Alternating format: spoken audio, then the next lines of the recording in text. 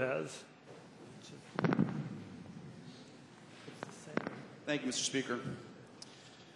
In Virginia, a child is abused or severely neglected every 75 minutes. And every 14 days, a child dies from such mistreatment. In the last fiscal year, there were over 6,200 officially determined child victims of abuse and neglect in Virginia.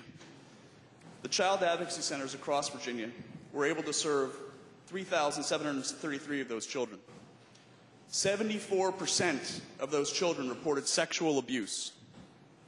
74%. Child advocacy centers play a critical role in protecting children and supporting professionals who respond to child abuse and child sexual abuse in our communities.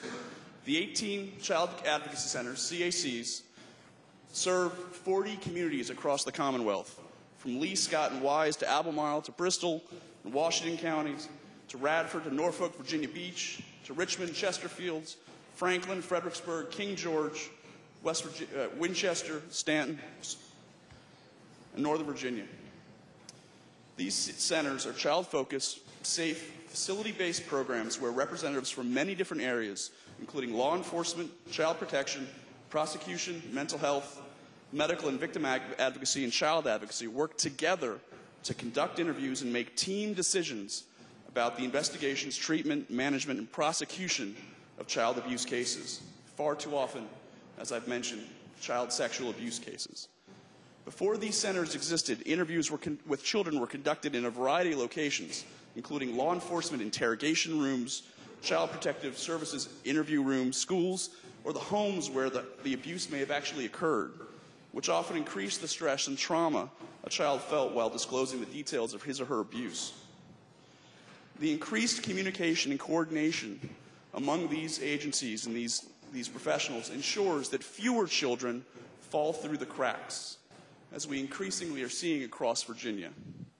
A 2006 study found that there is an average of savings of $1,300 per child's case when a child advocacy center's collaborative model is used, as opposed to the traditional child protective services and law enforcement investigative route, where in many cases there's no coordination, follow-up services, and at times duplicative actions.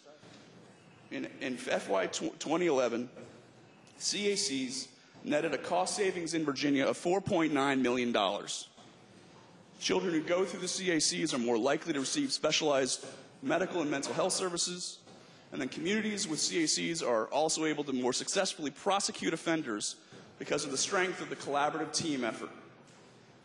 These children are victims of rape, sodomy, torture, battering, starvation, and other unimaginable verified incidents across Virginia.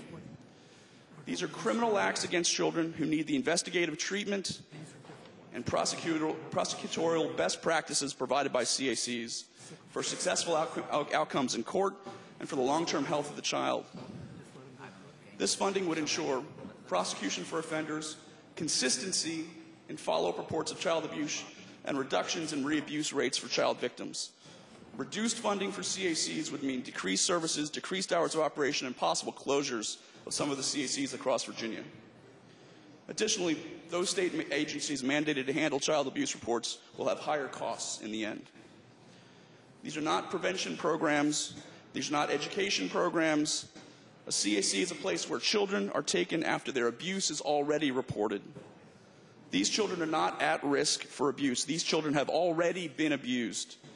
Only the investment and commitment to maintain funding for CACs can stop child abuse victims from slipping through the cracks and remove perpetrators from our streets.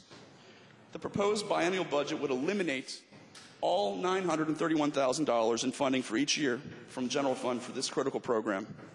I ask that this body restore this incredibly important funding for this critical program for our children. Thank you very much.